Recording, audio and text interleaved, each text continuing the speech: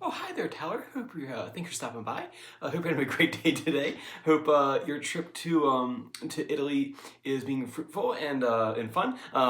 This is your video lesson. So here are a bunch of things I want to talk about. Good things and things to think about. And if you have questions when you get back in town or when you have a chance to look at this or thoughts, you just fire them over to me. You can send them over whenever, and when I get to it, I'll get to it. Hopefully in a reasonable amount of time. I had a chance to go, as you heard, I had a chance to go over the file you sent me, and it's great. I love it. Lots of good things. I have lots of great things. A lot of great comments in here. Notes I took while I was listening to it and kind of checking it out and kind of jamming it on it myself. And some suggestions. And remember, these are just my suggestions. If you agree with them, great. If you don't, that's cool too, right? That's why it's art. And there's a lot of things we can do with this. It's a great jumping off point. Like I said, there's a ton of great things I like about it. So I'll just kind of go down my list of my notes, and then we'll talk more. Or I'll give my suggestions. We'll talk more. So first thing is great. It's a great lo-fi kind of beat, chill. It is a great guitar hook. I love the guitar hook. I was actually playing with it myself, and it helps me kind of like. I'm gonna turn it up a little bit. I'm sorry, I was jamming that last night and didn't want to wake everybody up. Yeah, there you go. So that's a great little line right there. I love it. There's a lot you can do with it.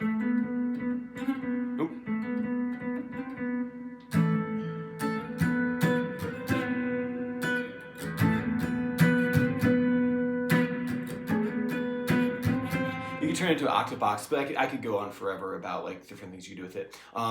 So great lo-fi beat, great guitar hook. It's memorable.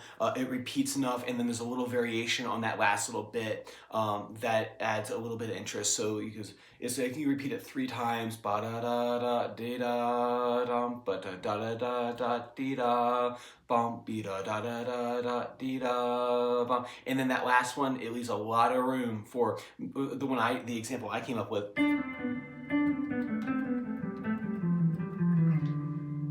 And lead you back to the beginning again. So that's why I say super reverbed out. Mercury 7 on. So that's great. It has a lot of potential in there. You have the correct lengths of 4. That's another big thing too. I hear a lot of times when someone's kind of creating this stuff is that they create and they're not really sure of like how much space it ultimately is going to take up the melody wise. And yours follows a nice 4 pattern, so it's great in terms of spacing. It makes total sense. Like I said before, a memorable hook. It's singable. That's the big thing. Ba-da-dum-ba-dee-dum. If you can't sing it, what on earth makes you think anybody who's going to listen to it is going to be able to sing it as well? So it's a very singable melody. I love the form of it. You did ba-da-da-da-dee-da-da, ba-da, and it keeps on going. And then you take it up higher, which I like because it's a nice contrast. And I like what you did. You took the same rhythmic cell in the same interval, you just moved it up higher. So that worked really well. So I think what you have is a really great A section, and then a B would be like I would do, and we can talk more about this, is like have a solo section in there where it's maybe not a written out solo, but like things that you normally do that borrow from the hook. So I think you have a really great, what's called a head. In jazz, they call it the head, where it's the melody of the tune, and then there's a solo section, and then the head comes back again at the end. So I think you have a really good A, that would be good framework. And I think if you have like a middle section where it's the same chords, but then you can just jam on it, and then at the end you come back to the head again, and then what you would do is during that solo section you would like come with these great like little fragment pieces that are based off of the original, which we can talk about more. That's where the fragmentation, augmentation, things kind of come into place both rhythmically and melodically. Let's see here, anything else I looked a lot about it. As far as suggestions, and remember, these are just suggestions of mine. So if you agree with them, great. If not, that's okay too. I would suggest, as far as musicianship chops, and everybody's working on musicianship chops, myself included. I did it this morning. I came in here and I sat down with the metronome and worked my scales and worked my technique and made sure like my timing was correct. So even every day I still do this. After 20 something years, I still do this. I would work on musicianship shops of subdivisions, of rhythmic subdivisions. So what I would do is actually, for example, is this. Come on. Let's see here. Get my metronome, and what was I doing? Oh, that's weird. I said something weird. Let's get back to normal. A14, and not 168. Let's bump this down to a lo-fi of 75. Yeah, like what you made was a great, what was called lo-fi beat. We'll talk more about that in a little bit. So I have my metronome here, right? And I got my metronome, and I set it to 75 is the coordinate. But I'm going to change this to be the 16th note, right? So I got my 16th note there. I'm at 75. And what I'm going to practice is this, and this is really what I do every day. This is the first thing I do every morning.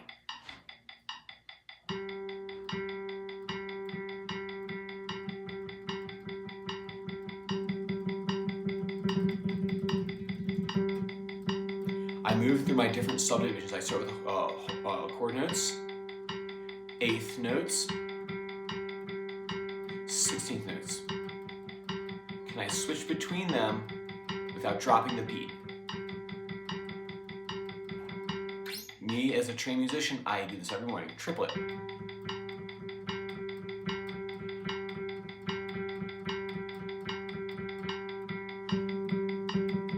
I might not do it on one note, I might do it on a scale. So if I did the C major pentatonic, or if I did C major,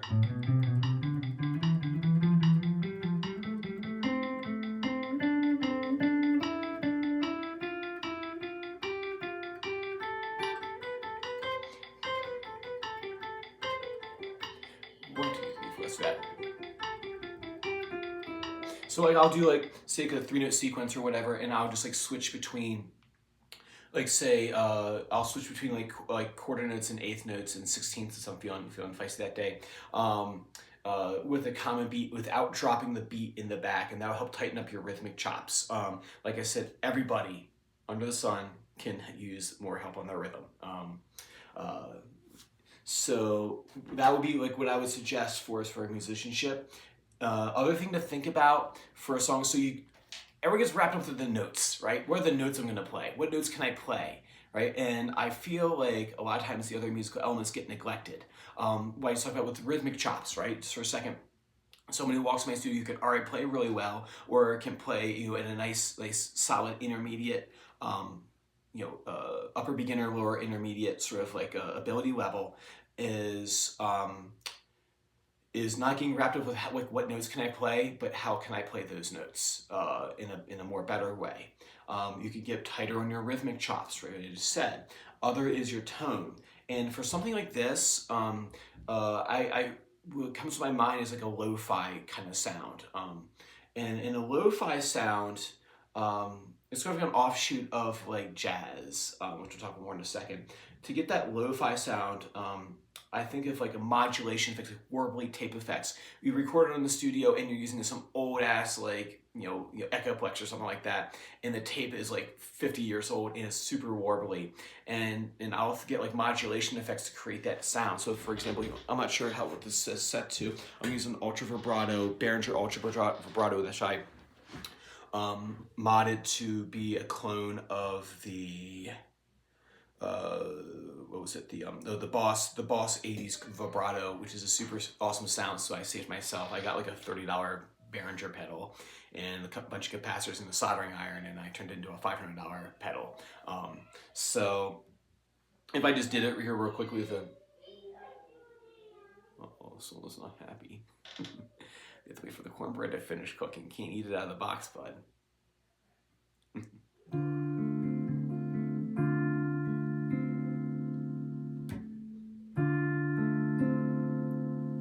Oh, duh. I was like, why isn't I doing anything? I have an AB channel on here, so my board's set up with like 3 different pathways, and I didn't have it set to the correct pathway. Let's try that again.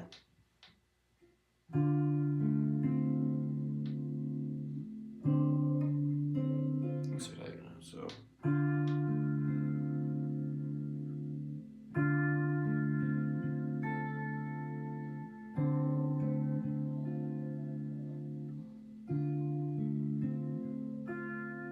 Right, you hear that kind of warble in the tape right there. So that would give it, that would give the chords, I don't feel like I have to be so busy with the chord. I totally have kids, man. uh, though you're mourning. I'm mourning now. Um, so what was I saying? Yeah, so if you concentrate on like, okay, I'm going for a lo-fi sound. What's the lo-fi sound? I want a tape warbly sound. I'll put a vibrato or a chorus on. Vibrato and chorus are kind of very closely related. One's we can talk more about that later. But chorus and vibrato are kind of similar, and then that allows you to let the effect do the talking for you. So it's not necessarily the notes I'm playing, but it's the trail of the warble afterwards. It creates that nice sound. I can even pick a happier sound if you want. Like say for this for example.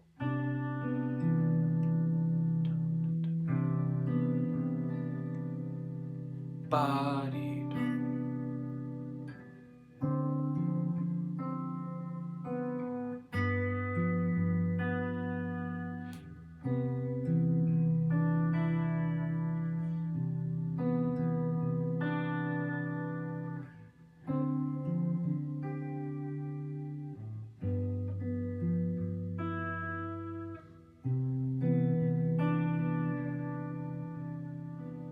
See right there, so like I took a simple chord progression, which I'll talk about more in a second, as I'm going to talk about everything I'm saying, and I let the warble and the low and the trail of the chord, the reverb, to kind of do the talking for me. You already had reverb kind of on there, and compressors are good for like getting rid of like any sort of like spikes. You don't in this style. You want to be very chill, right? And you don't want any big spikes in like the chord progression, so in the tone. So what I do is I put a compressor on there, and then it keeps me from like, if I accidentally hit the string too hard, it keeps it from spiking. And then you already have reverb on there, so like I just like, if I just reverb this baby out, what would I do?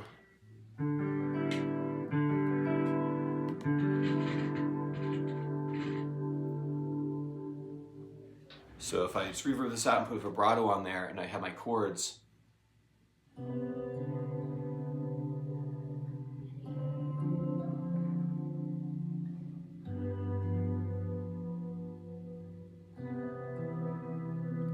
I jazz up a bit more.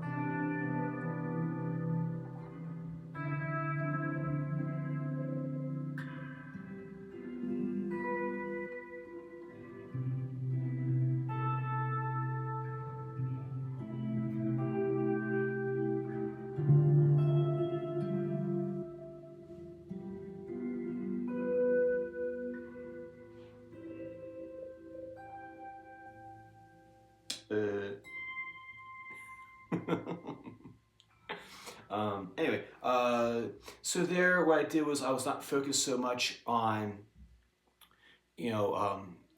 elaborate. I would have a set of chords, and I would let the tape warble. I take that in consideration when creating. Like, I want to hit that B dot ba B, wah, wah, wah, wah, wah, wah, B dot ba ba. So in the forefront of my mind, I'm thinking of like the warble and the tone of the guitar, rather than just the notes. So that's something I would think about there. As far as harmony, I kind of already talked about it a second ago, which is a lot of this lo-fi stuff is born out of like jazz. So the very common chord progression that they're doing is called a 2-5-1. And if you go, oh no, I went to the studio, the chord wheel. If you said to C and you the Roman numerals 2, 5, and 1, that would be your foundation. So what I did there was, and this is a spot to start. There's a lot of other chord progressions you can do, but start with the 2-5-1, and then the voicings I would do to get away from these cage shapes, because there's other ones we can do with those, but let's turn this up and turn that reverb back. So what I would start getting used to doing, if you like these sounds, is to start learning your shell voicings. Right now, step one in just getting used to it is just these basic forms right here. These shapes that I've written out, these are very common shapes. These are like the go-tos for jazz, for shell voicings at least. What it means is, the shell voicing means is, it's just a shell. It's like the most essential notes of a chord. It has the root, the third, and the seventh. It doesn't have a fifth in there. We can talk about why it doesn't have that later on when we're having a back and forth at the studio. But those are the essential notes, because the root note tells you like what note, like what chord it is. What chord is it? The third tells you whether it's major or minor, and the seventh is a color tone. right? The fifth is a harmonizing note. We don't need that. It doesn't tell us any new information. It's just like to fill out the space so we can drop it. That's why they call it a shell voicing, because it's just like everything that you just need encased in one thing. And what that allows you to do is now you make these really kind of compact shapes on the guitar, and then on strings 2 and 1 is where you add your upper extensions. So say, for example, I'd have a shell voicing here of the C major, I'll do this first one here, D minor 7, right? Right, nice mellow sound. And I go, okay, I like that. Get used to playing that for a while. And then on strings 2 and 1, that would be, okay, now I'm gonna add, or I'm gonna add, or I'm gonna add, or I'm gonna add, or I'm gonna add flat 9. Oh, no, what would it? Flat 13.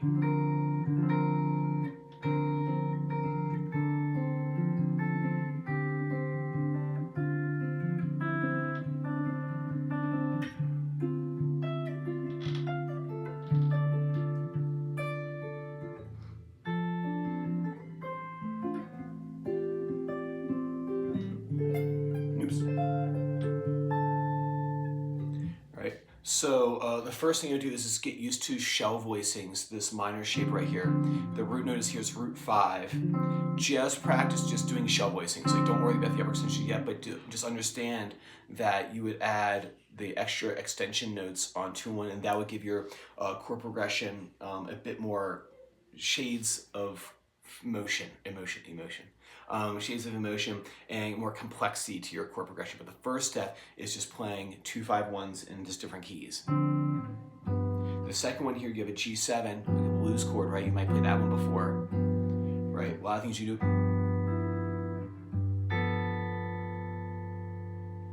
Right, but first things first, just get the shell voicing down, and then, okay, what notes can I add on top later on? And then C major 7, this is a very common shape right here. You can add, like I did that when I was doing the backtrack, or, you know, what else could we do with it?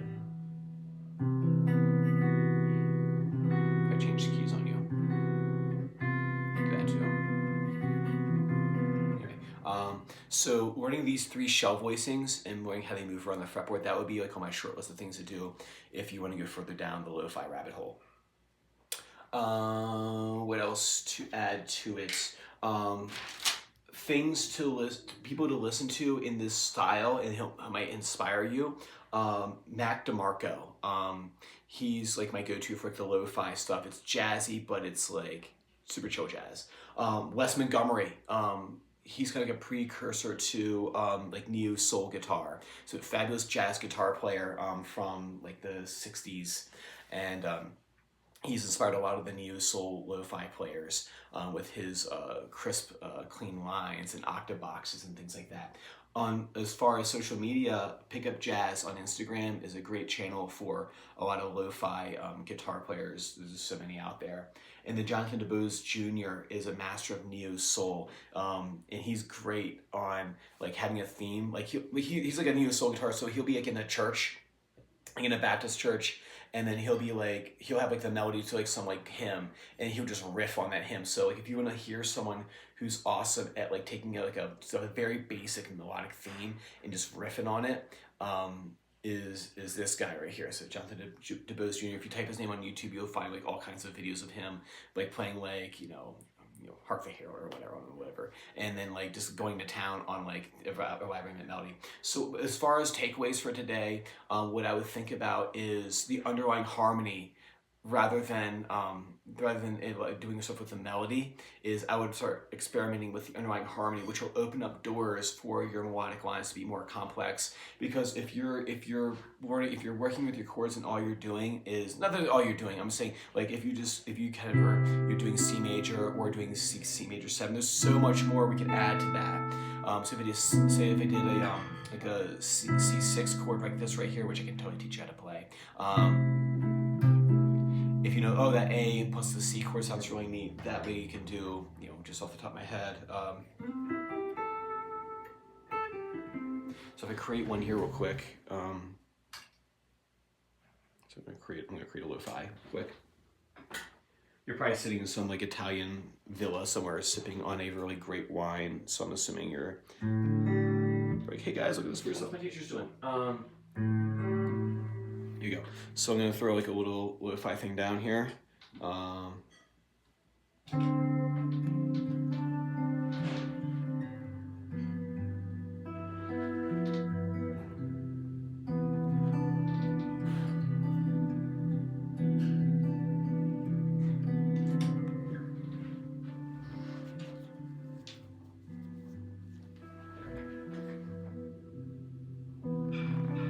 And then I go, okay, I'm gonna do C6, I'm gonna do C6 arpeggios.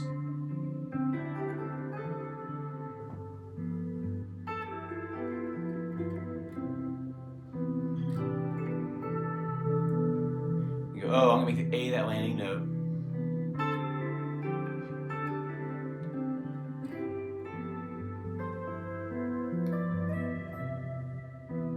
There's my third of the chord. Fifth. Oops, that blues.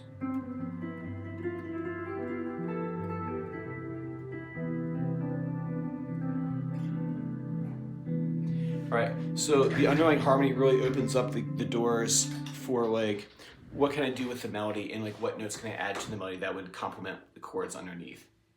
Cool, man. Like I said, I love it. It has great potential. I think if we play around with it, we're going to come up with some even more great ideas. So awesome. Work on that for me. Think about those things. So don't think about just like, you know, how many notes, what notes can I play, or how complex can I make the melodic line. Think of the totality of all the colors that you're creating when you're creating these